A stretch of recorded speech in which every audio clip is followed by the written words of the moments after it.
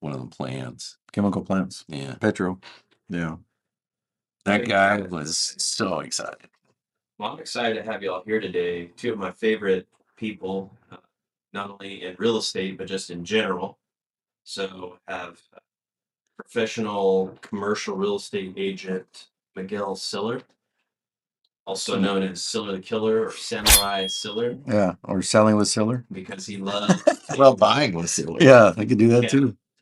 he loves to get great deals for his and help his clients on a high level. And another dear friend of mine, also Marine veteran, fellow Marine, Greg Hamby, is with us. He's a mortgage loan officer, and we're going to have a conversation. We're going to have a little story time, and I want you guys to just kind of give us a little bit of a preface of what was happening, what you were able to do, the value add to the client, something that we can all learn from, whether we might be a first-time home buyer, an agent, another mortgage loan officer. There's a lot of good stuff in this story. And tell us a little bit about the situation with this real estate deal. Yeah, sure. So I'll kick it off. So a couple of buyers of mine, actually within my sphere of influence, had some questions about potentially either selling or leasing their current home and then buying another home, either in Baytown or Crosby. And basically, they just had a lot of questions. They were very confused, didn't understand the process. So one of my suggestions or recommendations was, well, come into the office. We'll sit down, have a conversation, no pressure, and we basically just went through the numbers and all the questions that they had were really about the steps and the process and what they needed to do to get prepared. We initially started with um, a mortgage broker that they did their application, they applied. Ultimately, they couldn't get approved and couldn't do the loan. So then they deferred back to their local credit union because that's where they do business. And they quickly found out that credit unions and banks are not the best financial institutions to do real estate acquisitions with, right? So then, with the credit union, um, literally 3 to 5 days before closing, they informed my buyer that they weren't going to be able to close. So we had to take the file and really just do a 911 handoff to your favorite lender, Greg over here, which I've done many deals with. And he basically just took it and um, really just executed. Because at the end of the day, that's what real estate is. It's execution. We talk about that here at the brokerage: speed to lead and executing. So Execute them. yes, yeah. So how did you execute them? You Well- can't buy a house. That's what the other people told him. I took a look at it. It looked like a deal, right? So I've been doing this a long time, over 17 years. And as a broker and a correspondent lender, we have over 100 different investors or mortgage companies that we work with. So one of the best things to know is how to structure your loan and where to take it. And that just comes over time, like anything else, right? Kind of like getting your reps in. For sure. And I've taken in the last year and a half, I've had like 4 rescue deals where right before closing or closing was extended, and then the broker or the lender says, "Oh yeah, sorry, can't do your loan." And uh, over half of those have come from listing agents that I've known. The buyer and the buyer's agent are like, we still want this deal. And I have personally known and worked with listing agents where they're like, the only way we're going to extend this is if Greg can do it. And then they'll send me the deal and I'll look at it and tell them if it's a deal or not. And I've closed all of those. And most of those went a lot faster than this. Literally, like one was 6 days, one was 7, and one was 8. This one took, what, about 3 weeks? It was about 3 weeks, and we had to extend the closing 5 times, Right. which is a record for me. But Right. on the other deals, it was just a simple, like, occupancy misunderstanding or a variety of things. Just not knowing how to structure the loan and where to take it. This one was a lot more complicated. It didn't seem that way when we started, and it got tougher and tougher, and things snowballed into a negative. Long story short, we got it done.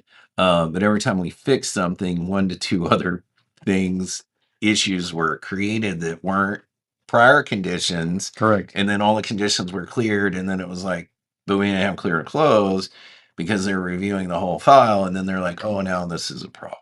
And then we would fix that and move on. So this was a whole team effort between myself, Miguel, the buyer, the listing agent, the mortgage company on the other side because it was a short sale, my credit coach lady, and my production assistant. Attorneys were involved as well, right? Yeah. Yeah.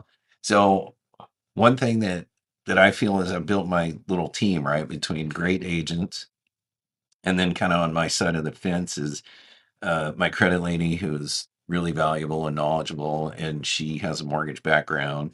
And then my assistant, who's also a licensed LO, used to have a branch and manage multiple LOs, but she got her start in the mortgage industry as an underwriter. So there's a lot of back and forth and collaboration to fix issues. And she knows a lot of things I don't because I've never been an underwriter. So what I'm hearing is you had a borrower and it was a tough deal to get closed. You got it closed.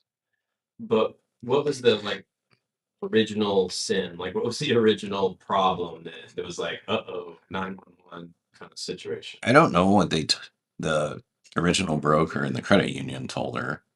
I heard something about debt to income, which when we first got the file, that was not an issue. But Yeah. The other part was they're self-employed, so business owner, entrepreneur. We actually referred them to a professional CPA, and then based on my experience and knowledge, also was able to give them a little bit of guidance and advice.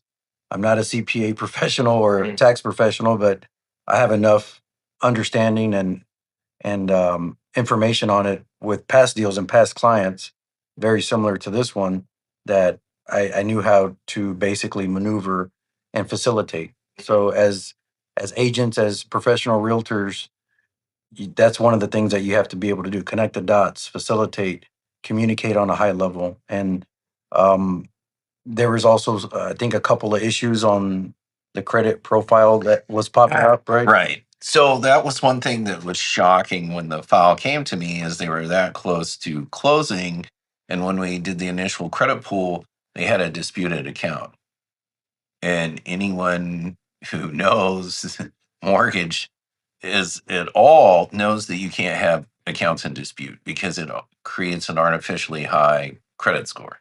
So the disputes have to be removed. And that took a little while, but within the week of getting the file, pulling the credit, her removing the dispute and repulling the credit, we knew the score was going to drop some, but at the same time, an additional collection showed up that Right. wasn't there before. So her score actually dropped from 684 to 600.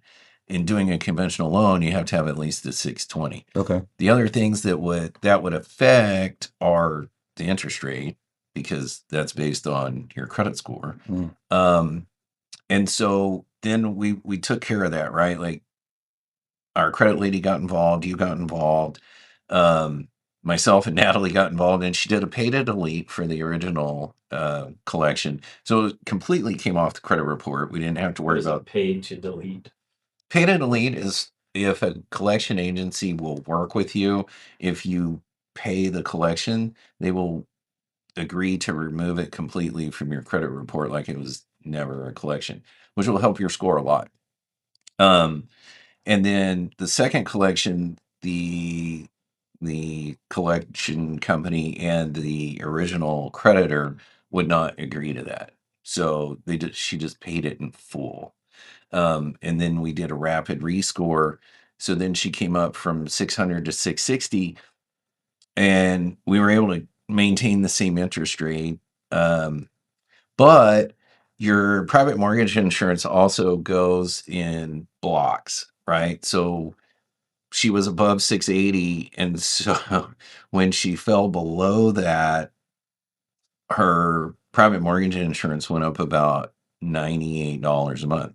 So then we did have a debt to income ratio issue because she was right on the line. And I also work closely. I guess I should have mentioned part of my team is is a really great insurance broker, right? So we went to him and he's like, okay, I solved your problem. I can get some bare bones insurance that'll qualify you for the loan. And it was almost $1,100 a year cheaper. And that would have made it work. When he went to bind the policy, because we were supposed to close in a day or two, because of the recent storms here, that carrier was having a moratorium, so he couldn't issue policies. Mm. So this was sort of a perfect storm, Yeah. intended, of real estate debacles. Yeah.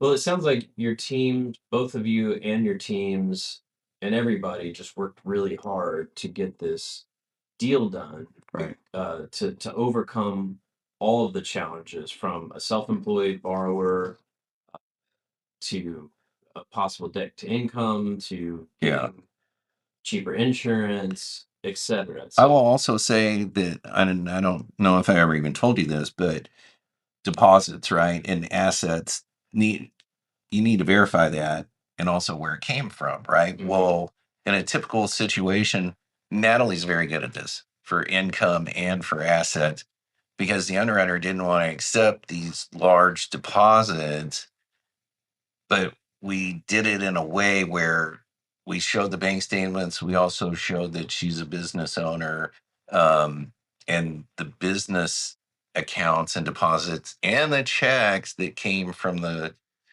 people they do business with that's paying the company to do the work. So we tied it all together so that those deposits were accepted. And then the other thing is when you've owned a business 5 years or more and you can prove it, instead of averaging the last 2 years of tax returns, which in her case, 2025 was considerably higher than 2024, you can use just the 2025. And because if you blended it together, her income wouldn't have worked also. So there was a lot to it. And then in the end, the DTI was too high because of the PMI, and then we couldn't lower the insurance. They didn't have enough money to pay. They had two main debts, and that's really it. And they were both high. Didn't have the money to pay either one of them off to make it work, but had enough money to pay an auto loan, which if you have an installment loan and you can pay it down to where there's 10 months left remaining of payments, you don't have to pay attention to it. Yeah. And having almost $1,000 a month truck payment, they couldn't pay off the $16,000 balance, Right. but they could pay it down 6,000 to get it to 10 months, and it worked. So I think to kind of wrap up, I want to say it was a lot. that in my experience as an investor, I had multiple situations where I had to kind of coach the lender because they didn't know a lot of the tricks. They didn't have the tricks up their sleeve. They didn't know things like grossing up VA income because it's non-taxable. Speaking of taxes, they didn't understand that I had the ability to pay off a debt, to change the debt to income ratio. Now, this is across a lot of different deals. What I learned was it's incredibly important to have a lender like Greg that's not only qualified and has good loan products, but also is willing and able to get creative, to get in the trenches with you and figure out how to get that deal done. So Right. I just want to thank you both for being here today and for all this great story time and input. Hopefully, people can learn. I know people can learn a lot from this, and there are some big takeaways and some nuanced takeaways. So Right. we love working with affiliates that really know what they're doing, and appreciate y'all being here. Thanks for having us. Thanks, Jay.